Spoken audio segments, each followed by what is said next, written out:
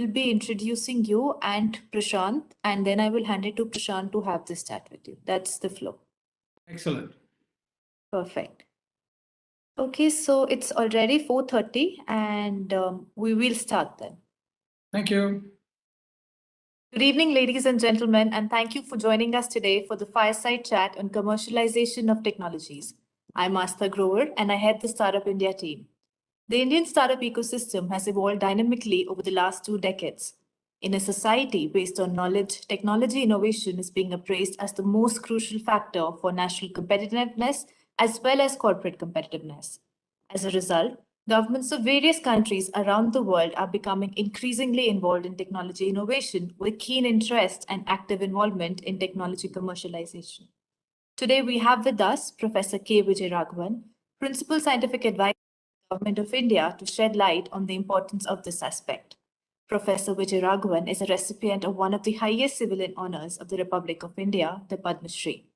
He works with all the arms of the government, the center, the state, the citizens, as well as national and international agency. The ultimate goal is that the benefits of science, technology, and innovation reaches the most needy for the sustainable development of India and for the well-being of our planet. Sir, we thank you for joining us today, and we are confident that your valuable insights on this topic will help our entrepreneurs in their journey from idea to enterprise. We also have Mr. Prashant Tandon. Prashant is the co-founder and CEO of Tata 1mg, India's largest digital health platform. Prashant has been one of India's leading entrepreneurs in this space since 2009, having co-founded and led 1mg and HealthCart, both industry-defining companies in their space. In addition, Prashant has been leading and evangelizing, representing industry across multiple forums, be it the chair at the Health Tech Committee of IMAI or at FICCI, among many others. Prashant is recognized as a key industry leader and contributes actively across the Indian healthcare ecosystem and public policy. I will hand it over to you now, Prashant, to take this forward. Thank you. It's a delight, Professor, to have this conversation with you, and I think it's a very important topic that we've identified to speak to you about. And given your vast experience both in academia and also in public policy, I think no one better to throw light on some of these important topics than you, sir. So I think the first thing I want to hear your views on would be that as Indians, I think around the world, we have shown time and again that the quality of research we are capable of, the quality of technology innovation that we are capable of is second to none. Having said that, our universities, we are not seeing the kind of output in terms of commercial technologies coming out of the research being done in academia in India. So what are your thoughts on this, that what needs to be done for us to get the place that should be ours? Thank you very much, Prashant. It's a great honor to be here with you and on this platform. You know, it is absolutely true. When the rest of Indians go abroad, they do really well in that ecosystem. They've aided in both, participating in top quality firms, but also building them and also building top quality research. Now, the important contrast we must keep in mind is not that we have not done well here. Those who have worked here have done incredibly well under very complex circumstances in academia and in industry and in public sector. It is just that the foundational level of opportunities and facilities available in different locations are different.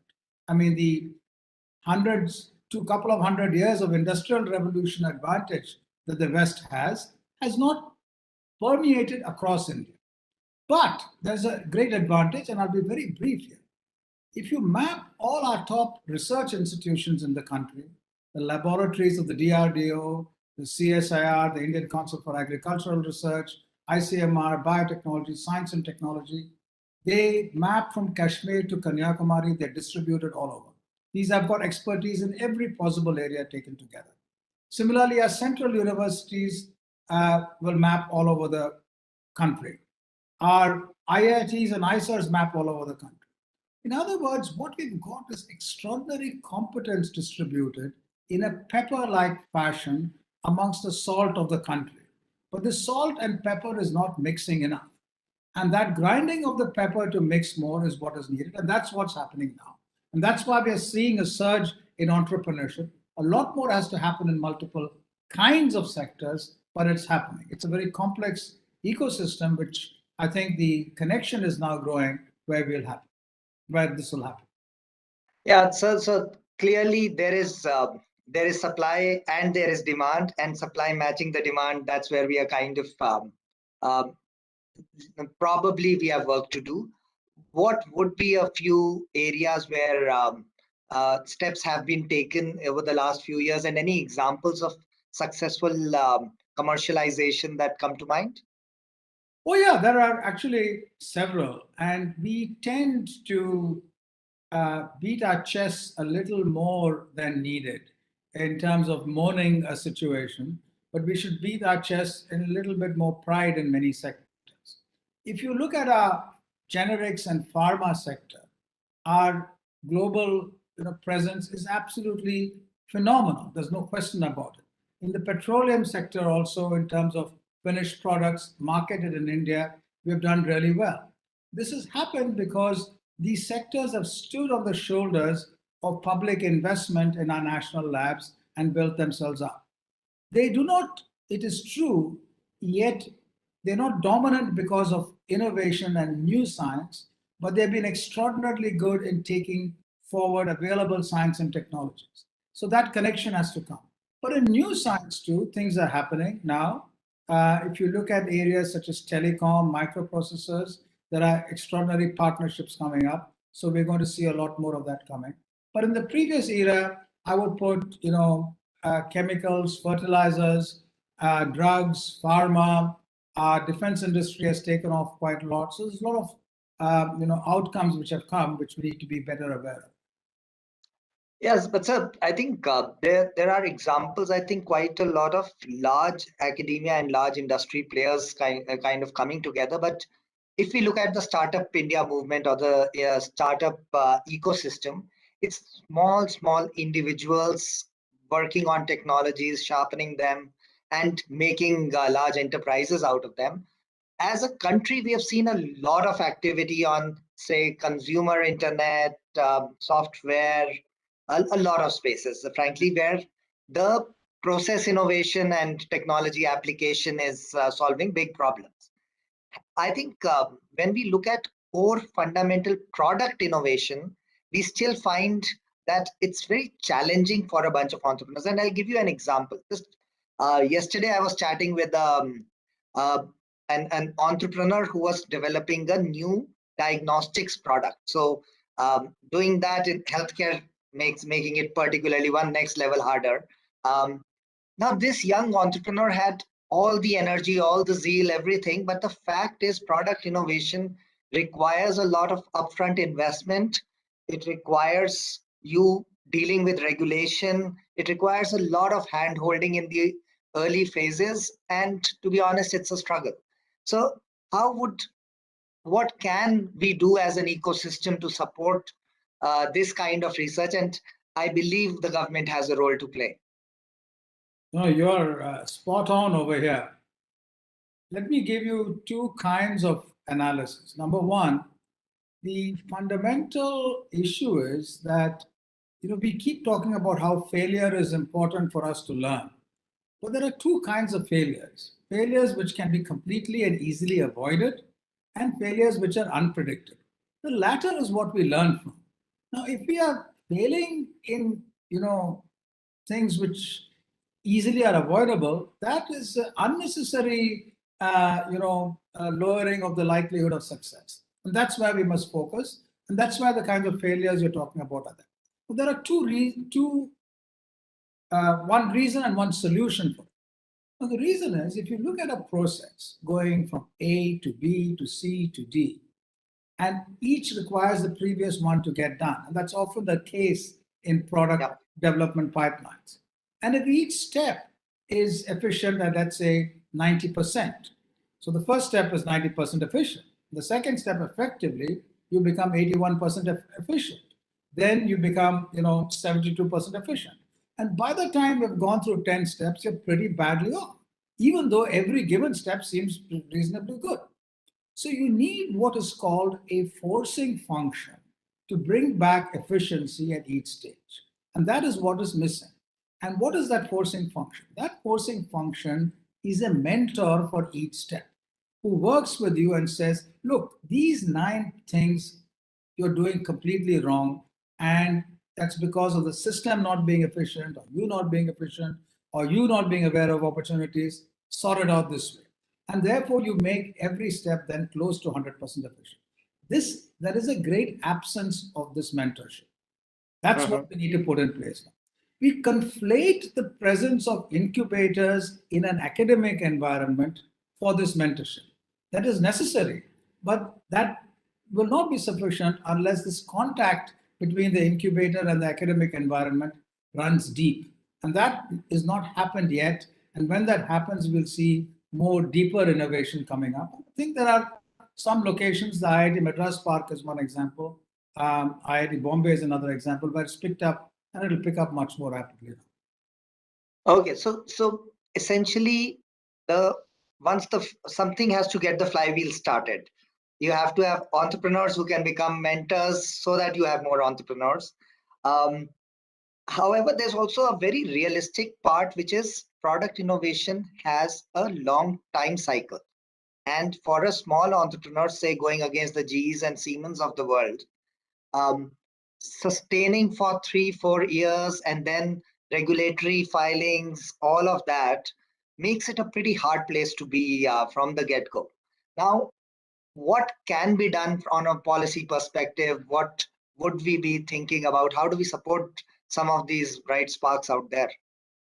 You talked about the big companies. There are some strengths and frailties which they have. The strengths are that they're enormous and they have a huge R&D budget. The frailties are that they're enormous and have a huge R&D budget. And they don't have enough ability sometimes to leverage that as much as they could. But it's not to say, by the way, another real strength is it's not to say that they're not, doing interesting things. They've moved away from only in-house R&D to in-house plus working with the broader ecosystem, and that often involves interacting with entrepreneurs and other smaller industries and so on. So that's that place. Now look at it from the perspective of an Indian company or an Indian entrepreneur. The amount of resources which a Shell or a GE or an Amazon invests or a Google invests in R&D, each one of them invests more than the entire US National Science Foundation's yearly budget in R&D. So this is what you're up against. Now, so to think that somehow by some magical ingenuity will come up with something and succeed just because you have historically, meaning 10, 15 years ago, X or Y or Z succeeding is being delusional. You have to plan things also today in a manner where the ecosystem has changed dramatically. So again, it requires you to have a network of entrepreneurship and a staying power beyond a certain stage. Now that requires government institutions to be more proactive in supporting. A good example is ITRI in Taiwan. It's a large ecosystem, substantially for semiconductors, but elsewhere also. But companies, small, big, large, can rely on that for all sorts of technologies and advice, which give them a head start. We need to have more of those kinds of ecosystems. We have things which look like that, and I think the new semiconductor policy is driving those kinds of interactions. But we need to move fast. Sure. So a lot of core research that has been having in all our research labs and academia. One of the things that is also perceived is that the entrepreneurs out there in the ecosystem or potential entrepreneurs don't even know what all technology we already have in our country. How do you bridge that information asymmetry that here there are a lot of people who are working on technologies that are that potentially groundbreaking, and there are entrepreneurs who are seeking that technology, but it's easier to understand where, if such thing is happening in Israel or US than in our own country. How does that visibility come about? See, this is again a very important point. And your successes and the approach you take depend on the size of the market and the ecosystem you're looking at. In a very large market ecosystem, you can have solutions in search of problems. I mean, you've invented a new mousetrap, which is absolutely fantastic. And if the market is large, if the activity is large, you might be able to find a buyer for that. When the market is sparse, you're better off going for, finding problems which need solutions rather than marketing your unique solution, which is may not fit the market at all. So, what is your market? Is it India? Is it global? Is it public sector? Is it private sector? Is it state government? According to that, you have to decide your strategy. If it is the government procurement system, you have to be able to develop solutions which market into that. If it is a global market, it's something else. If it is a market in continents like Africa, it's a third thing. So the homework which needs to be done at an early stage entrepreneur is very, very important. Again and again, it seems to be coming back our discussion to the need of quality mentorships of different kinds. So the formal structures of having a startup India or a government this or government that mentorship program are the piping which allows this culture of mentorship to come. So those formal structures are there.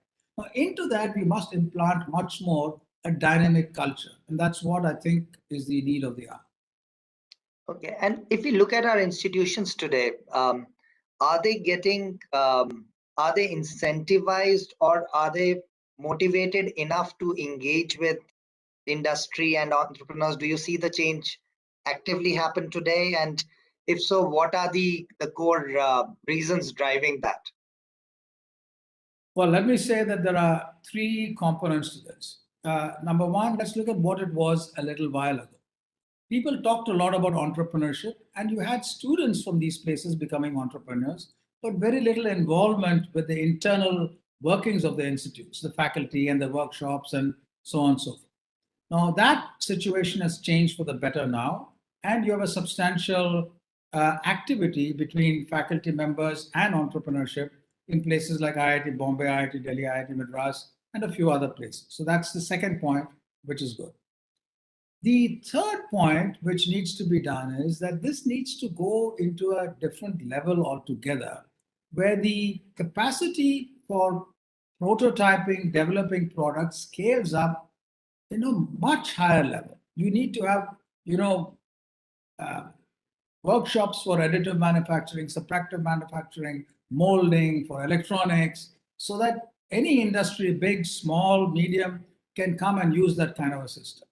That when it starts happening, what is equivalent to the catapults which we see in the UK, with our science institutions, laboratories like CSR, partnering with our institutions to set these up, then you're going to see a transformative, entrepreneurship. I think we're on the verge of that happening, and all the components are there. So it'll be a, process which is, catalytic and will grow in an autocatalytic manner. But these things need to come together. Regulation of institutional function is an important change which needs to come. Sure. Okay. And so you mentioned that academia, or rather the market, in the context of India, there are a lot of specific problems and we need solution to that rather than technologies trying to find a problem that they can solve.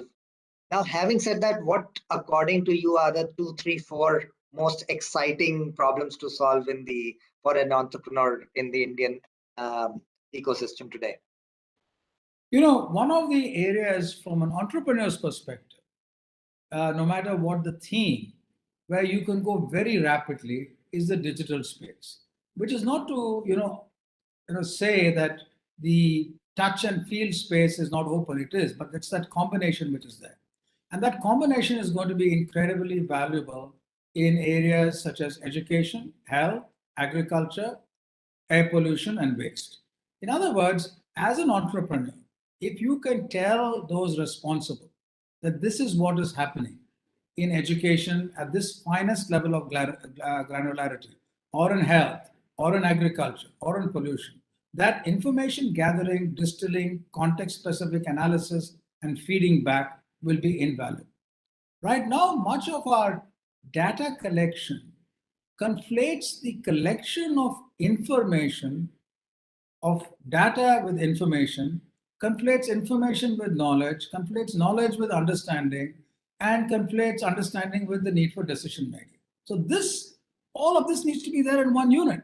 And that's a mentality which is not there sufficiently across the spectrum, from our institutions, from our management, from industry, everywhere. Everyone thinks, here's an idea, let me try it out. Today's world is an extraordinary opportunity in getting those ideas after an understanding. So similarly, for an industry to succeed, if you use data and its analysis in your decision making, you can just steer through like a hot knife into butter, into being successful, where everyone else is floundering about because they have missed the forest for the trees. So no matter what area you're being an entrepreneur on, you know, if you can analyze with in depth and then take a move, you'll succeed. Yeah.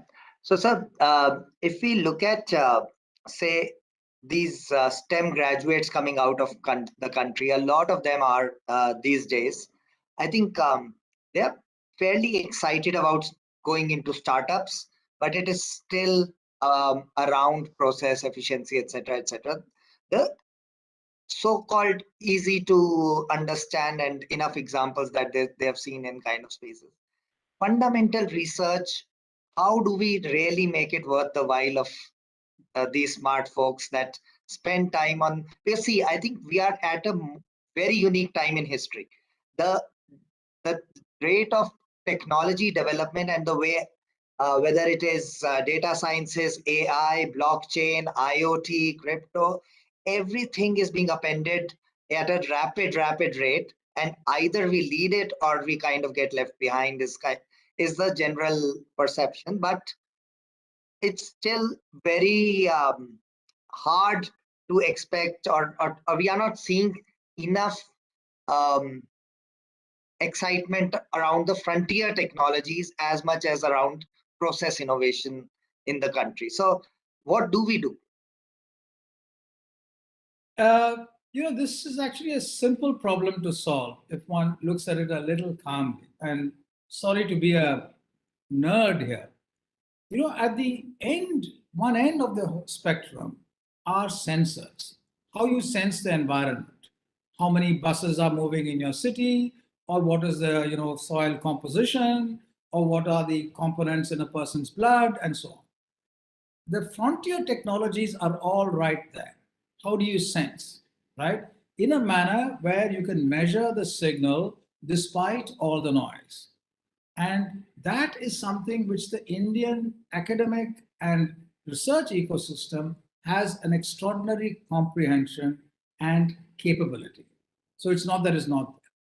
Now, once you sense the signal, you have to analyze that signal, and then you have to take a decision and feed back to the patient, or to the, you know, transport system, or to the agricultural system, and so on. And that other module is a module which requires extraordinary ability to move again through technology, which is sort of frontier technology, into the analysis, early stage analysis, and into the cloud or wherever the information is being analyzed, and bring it back. Now, this is true of anything you do, whether you're marketing bananas or building an aircraft, right? Now, this clarity about how good are you as an entrepreneur in each of these levels, how good a team can you get together, how good a techno-economic survey can you do of that, and how good you can market, is what the key to success is. Most of our techie entrepreneurs who understand parts of this are extremely good at one component or another, and think that because they're so good, the product should automatically be accepted and marketed. It's this comprehensive aspect of which there's expertise available. So early stage collaboration within an ecosystem which can support you, and this ecosystem is an academic ecosystem which can give you access to servers, computer scientists, prototyping workshops, then you can do everything. So that generous access over time of both intellect as well as capacity will allow an entrepreneur in any area to succeed. So as STEM graduates, no matter whether they are from a small university or a big university, must be able to connect to such ecosystems in the country, and more should be set up so that they can, succeed. And that's feasible. It's really trying to be a little calm in the face of the winds blowing in all sorts of directions.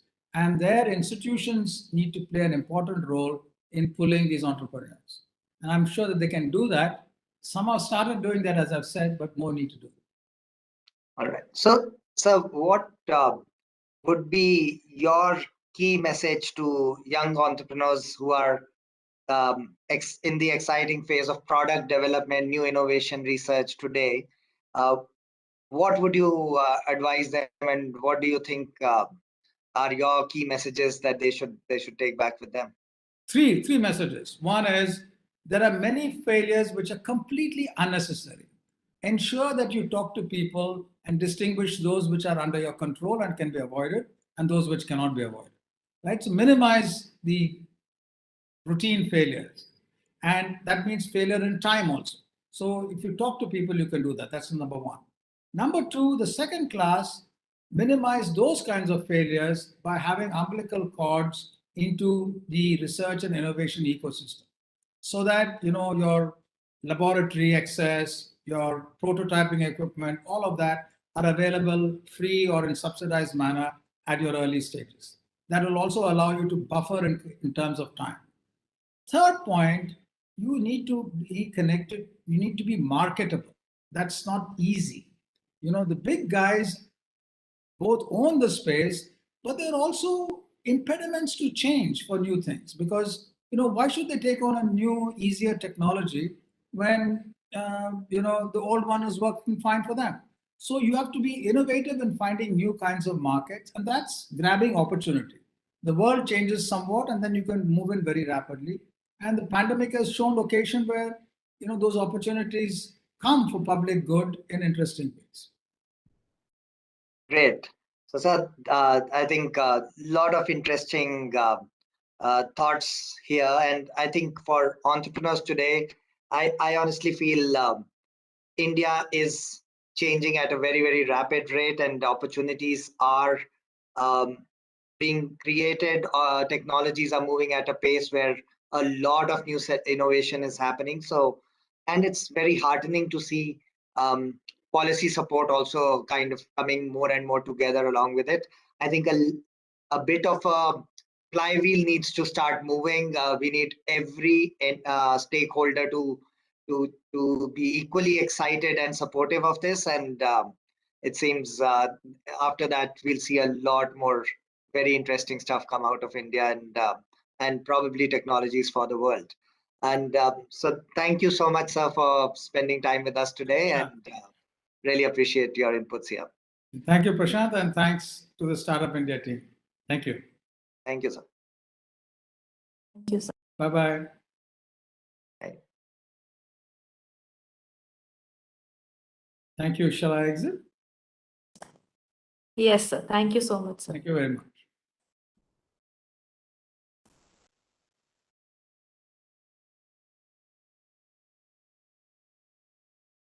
Do we have someone from Mr. Khan's office? We see his team has logged. Yes. Hello. So we can hear you, but your video is, yeah, we can see you also. Yes. He's coming out in a minute. I've spoken. So should I inform Mr. Khan? Yes, we are ready for him. As soon as he will join, we can start. Okay.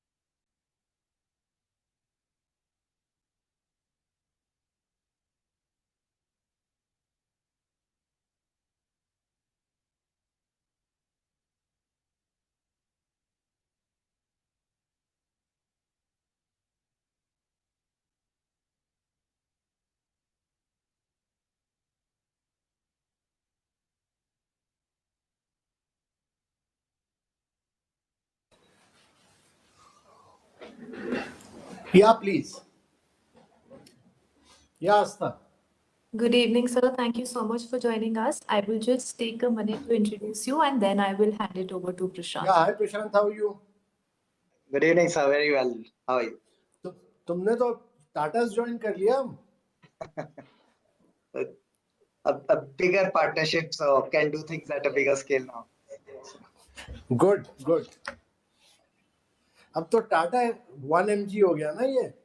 That's right. That's right. चलो. Good. All right, we are live. A second fireside chat today is centered around the different institutional mechanism enabling growth of the Indian startup ecosystem.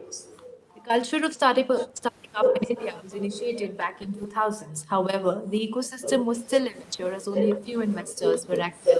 And the number of support organizations such as incubators and accelerators were also limited. Institutional support has laid the foundation for growth for Indian startups today. For this session, I'm honored to have with us Sri Amitabh Kant, CEO, Niti Aayog. Mr. Kant has been a key driver of several different government initiatives such as Make in India, Startup India, Incredible India, and God's Own Country that positioned our nation as a leading manufacturing and tourism destination. Mr. Kant has also been the driving factor behind the Ease of Doing Business initiative that led to India's quantum jump in the World Bank's Ease of Doing Index, a recipient of a number of prestigious awards such as the Bloomberg TV Personality of the Year and the NDTV Administrator of the Year, among many others. Sir has been the key advocate for the Indian startup ecosystem, and we are privileged that he is among us today. Thank you, sir, for giving us your valuable time and for joining us today. Prashant, I hand it over to you now for this fireside chat. So wonderful to have this opportunity to speak with you today, and I think you've been a huge supporter to the startup movement in this country. You've led it very actively, and you've supported it all along. So first of all, thank you for your contributions all along, and I would say congratulations for it seems it's coming of age of the startup mission. Like a lot of this is a year where we are celebrating a lot of success of the Startup India movement with a lot of vibrancy in the ecosystem. But all this overnight kind of success has behind it many years of a lot of fundamental work that has gone in. So just want to start with what do you think have been the most significant pieces of institutional support or infrastructure that has all come together to see the startup ecosystem we see today here? So Prashant, let me first say that it's a great pleasure to interact with a dynamic young entrepreneur like you. I'm delighted to be interacting with you. In the last few years, the startup landscape has undergone a huge transformation. I never imagined that we'll see this transformation when Prime Minister had launched the Startup India movement. And today, in a very short time, we are one of the most dynamic and vibrant ecosystem in the world. We've emerged as one of the largest ecosystems with over 61,000 startups. We have a lot of activity in the space. We already have, we are just 14 days into the new year, and we already have 3 new unicorns. With Mama Earth, Fractal, and Lead School entering the Unicorn Club, we now have 83 unicorns in the country. Last year itself, we had 44 new unicorns with a total valuation of around $90 billion. And India has developed a penchant for starting and producing startups who are developing innovative products and solutions and also catching the attention of global investors. Actually, to my mind, Indian startups are disrupting way ahead of the industry. They are seizing opportunities and shaking up the status quo, and they are innovating across sectors, be it health, like you've done, manufacturing, education, financial inclusion, transport, logistics, sustainability, agriculture. All these sectors we've seen disruption.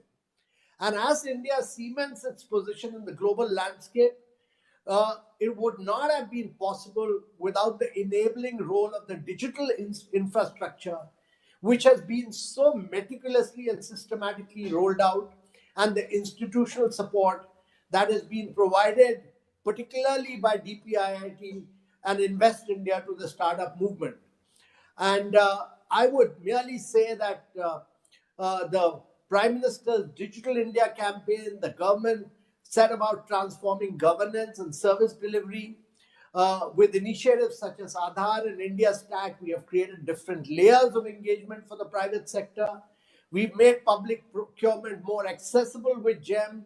The GST rollout has made simplified taxes. The Digital Health Commission will be creating new ways of handling health digitally, and the advent of UPI infrastructure. We are witnessing a digital payment revolution. So, huge transformation from the time that we had started, and all this by, the support by the government and the institutions, yes, but also the vibrancy and dynamism of our startups. They've been Indian young entrepreneurship is truly top class, and that has been truly demonstrated by the startup movement.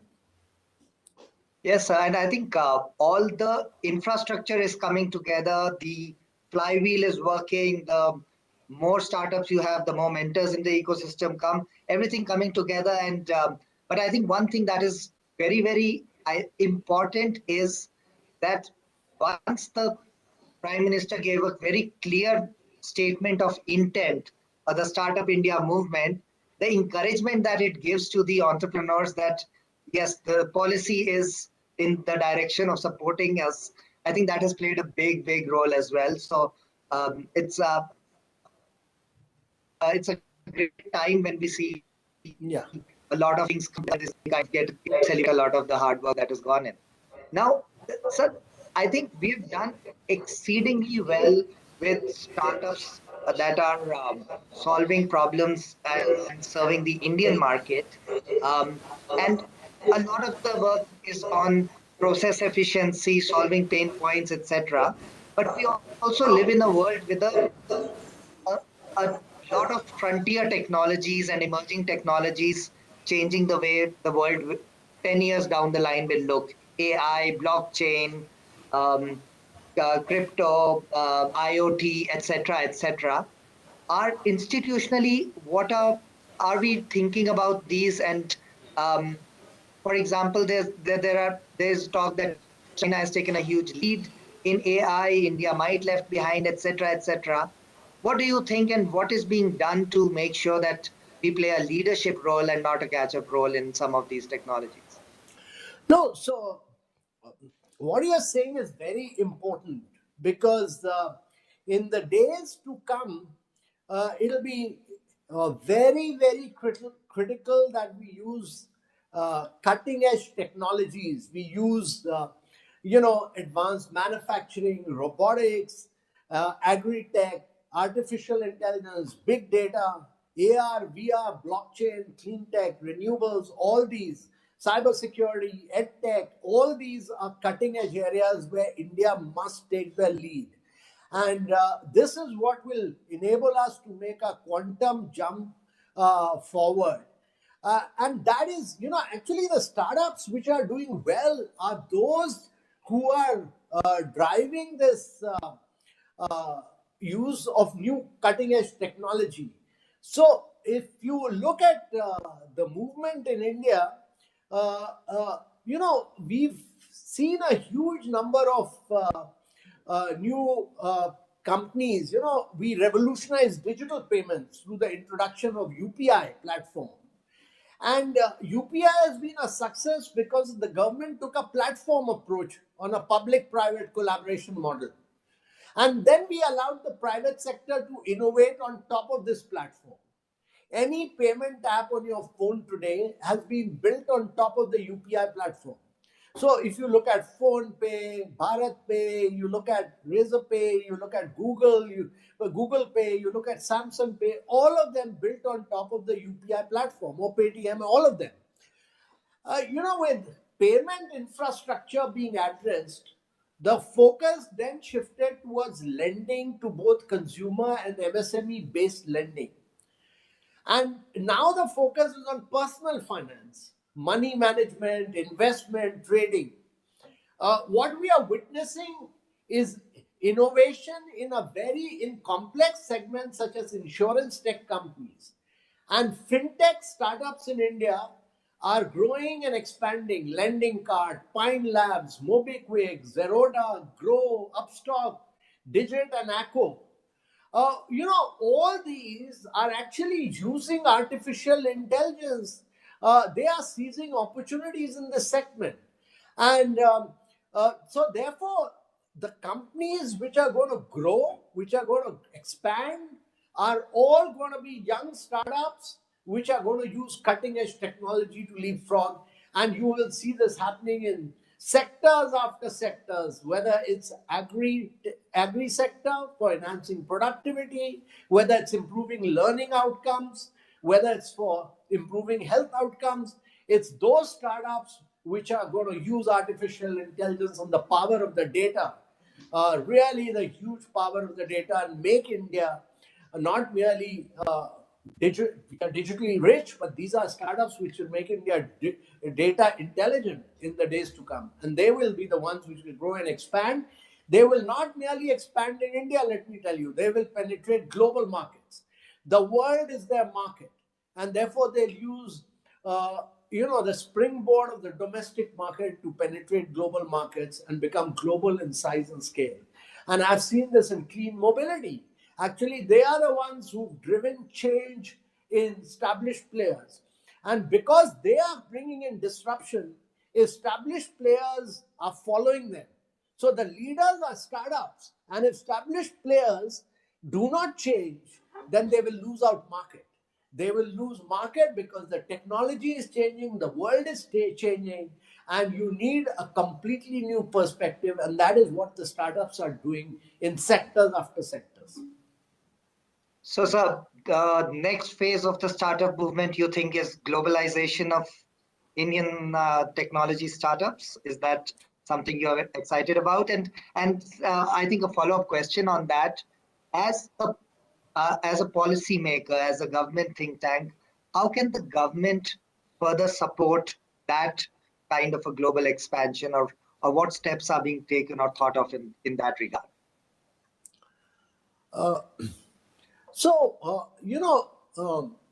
Well, let me look at it from a startup perspective.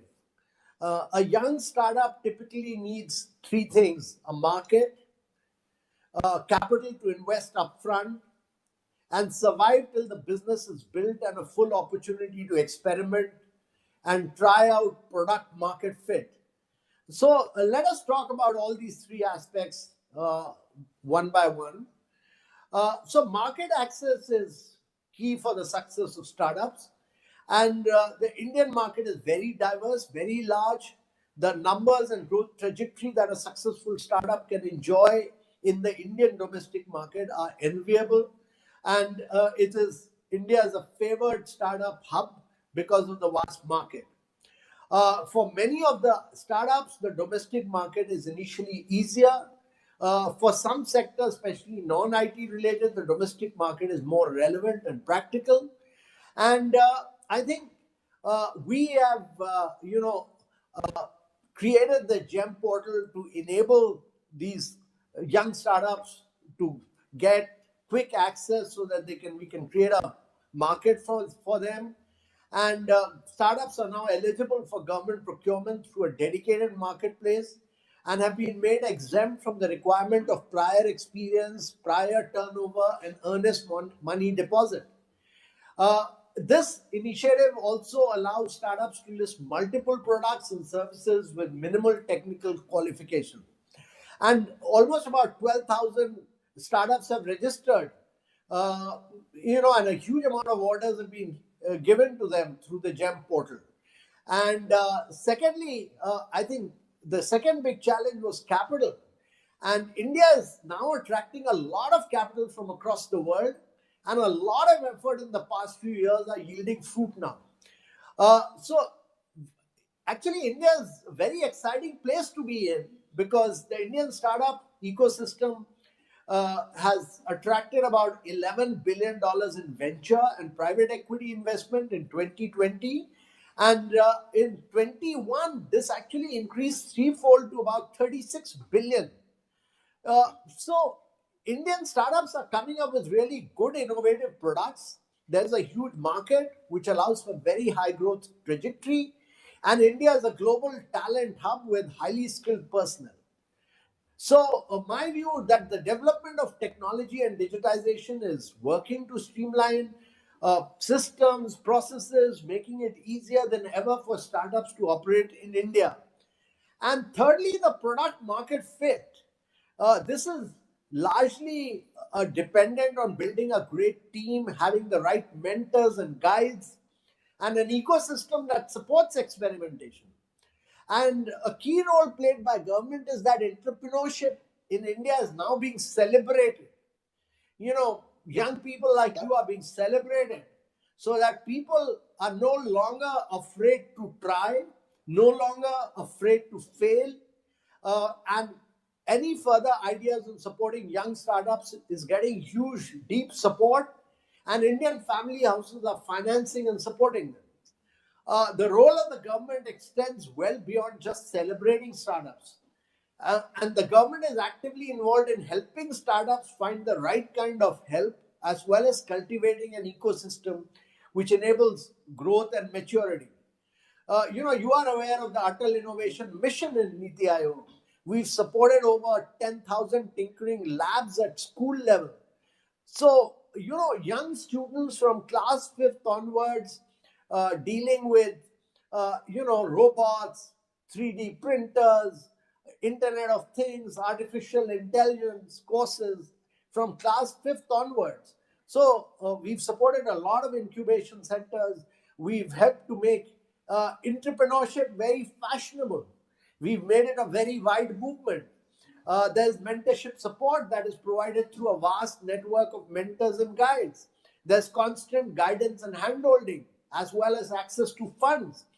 And therefore, various VCs and private equity entities are also setting up programs and incubators that are all helping create a unique ecosystem for startups in India. That is really the big change that has happened, the transformative change that has happened. Yes, and sir, I think very, very heartening to see, especially things like the tinkering labs and the Atal Innovation Mission, because that's us thinking for the future, 10 years, 15 years down the line, the next wave and the seed that is being sown today will yield or put the country on a much stronger footing down the line. And such long-term thinking is actually very, very welcome and very good to see. But I think on that theme, another thing that I would love to have your thoughts on is, if we look at the world, say 20, 30 years back, it was very functional. Health, education, manufacturing, agriculture, etc., etc. Now we live in a world where everything is interdependent, and the biggest solutions of the world are multidisciplinary. Healthcare today has AI, IoT, data sciences, and robotics, and everything come into things and capabilities that, whether it is from our academic system orientation or the current institutional government orientation, there's a lot of, I think, infrastructure building, capability building, and learning to be done in that dimension. For example, I'll just give you an example. A big reason why health tech took so long to come about, in my view, is that in class 10th, one person decides I do biology, another decides engineering or computer science, and others go in commerce or arts. Now the person going deep into biology, becoming a doctor, never again gets a chance to learn about what's happening in the world of technology at a institutional level. And a few people here and there who get excited, they kind of are the ones who are making the change. However, going forward, we'll need these as natural capabilities within these ecosystems. Just want to hear your thoughts, education, institution building for these interdisciplinary kind of a world. How do you think about that, and how do you think we should figure out the solutions to these complicated problems? No, that's a very, very important question that you have raised, and a very important issue that you raised. And you're very right. And the new education policy lays an emphasis on a skills-based approach, more multidisciplinary approach, more practical thinking. And that's why computer programming, exposure to AI, its usage is something that children are going to be exposed to at a very young age. And the curriculum will be updated to accommodate all this. Another thing to consider is the role of MOOCs and blended learning. It will become increasingly easy for students to opt for classes outside their core curriculum. And MOOC covering every subject imaginable is already available. These programs are only going to improve creating new pathways, and more unique options will be available for students. Uh, our government institutions are also very verticalized. And therefore, how do they build the cross functional skills to serve new age companies that require a bunch of ministries coming together? And at the core of what's being addressed here is the need for cross disciplinary engagement, where different ministries covering different sectors work together. And convergence is going to be the very major theme in the future of governance. And we are all working towards that. We are trying to play a key role in Niti Aayog in bringing together a variety of stakeholders on various issues. For matters which require cross-functional skills, we get members having requisite skill sets so that we drive them. While you're right, there are some legacy silos to contend with, but with new and emerging areas and in matters relating to innovation and startups, the approach will be totally cross-disciplinary. Also, one of the important points is that regulation in government is always behind innovation. Innovation is always ahead of regulation. So our policy framework will have to be very progressive. It'll have to be very light touch.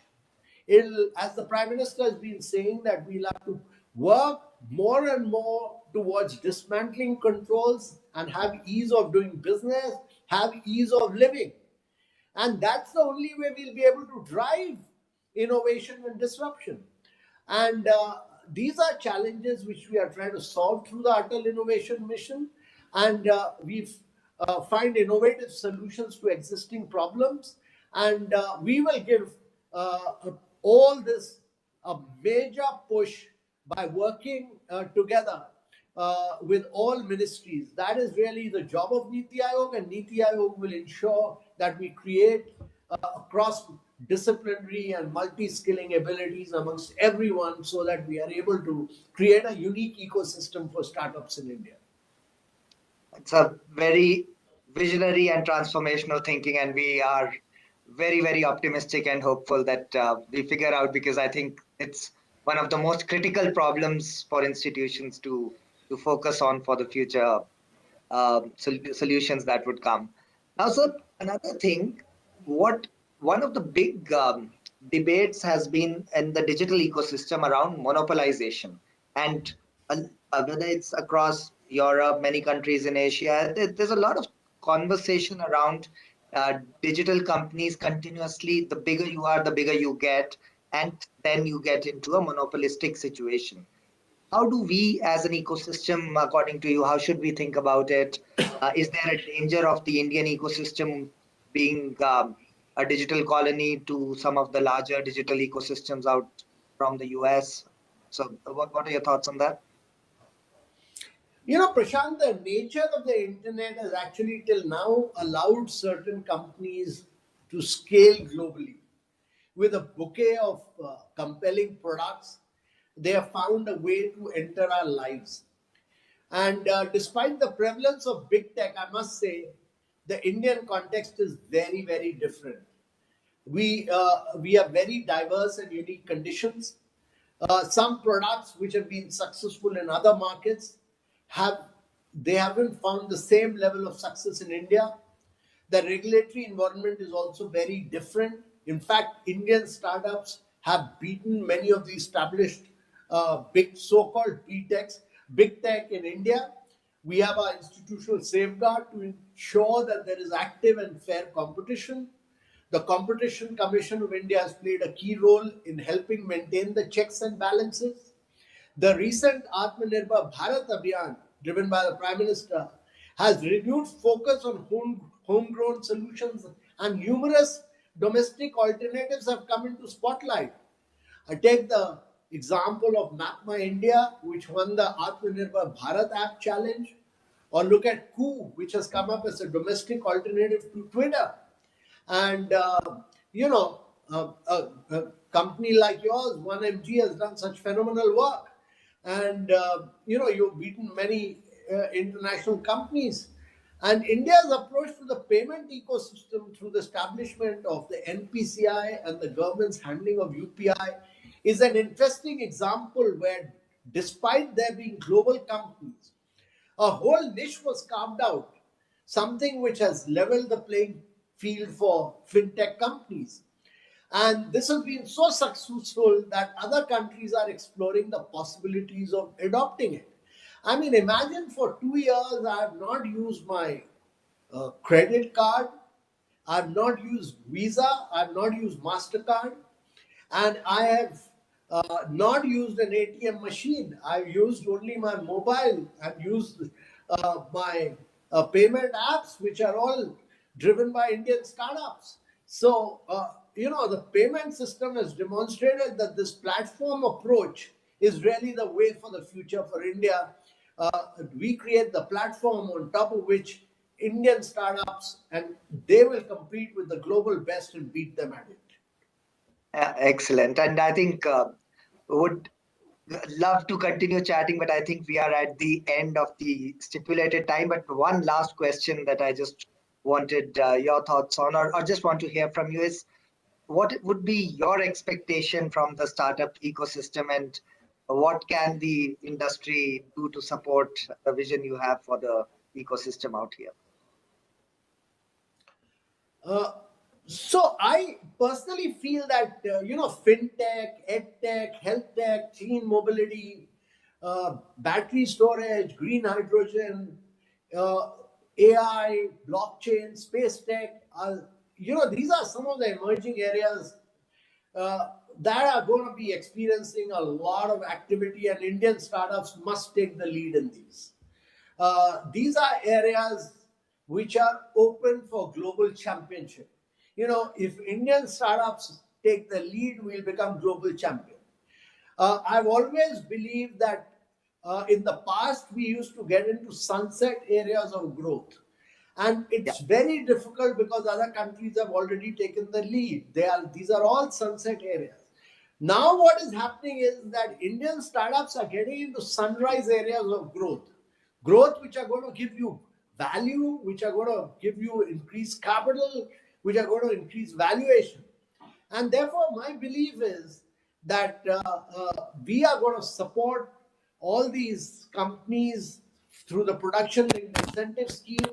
To my mind, areas such as financial inclusion, improving learning outcomes, education outcomes, health outcomes are going to be really great for creating meaningful impact in the future. And I also feel that uh, you know, Indian companies are going to really disrupt in these areas. And for them, the market is not India. The market is the next 5 billion people of the world who will be moving from poverty to middle class. So that's a huge, huge market for Indian startups in all these areas of growth. So agriculture, agri-tech, edtech, health tech, all these are areas which are up for grabs, and up for grabs not only in India, for the entire world. And Indian startups must take that leadership position. Absolutely. No, very, very inspiring and very, very appropriate. Sunrise industries, technologies changing world over, and an opportunity to play a leadership role, because we are as good or as entrepreneurial as anyone else in the world, if not better. So I think the ecosystem would hopefully see a lot more activity in all these spaces. So thank you so much for your time today. As always, a delight speaking with you. Thanks for the time. No, no, great pleasure. Wonderful, wonderful interacting with you. It's been a great pleasure, great delight. Every time I interact with all of you, I always benefit. I always learn something new. So thank you very much. Great pleasure interacting with you, and I really thank Invest India and DPIIT for arranging this interaction. Thank you so much.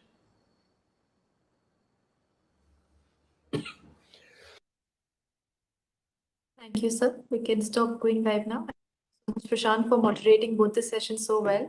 Thank you, Mr. Kant, for a brilliant fireside chat. This was please take care. Yeah. Thank you. Thank you so much. Asta. Thank Bye-bye. you. Thank you, Ronak. Thanks a lot.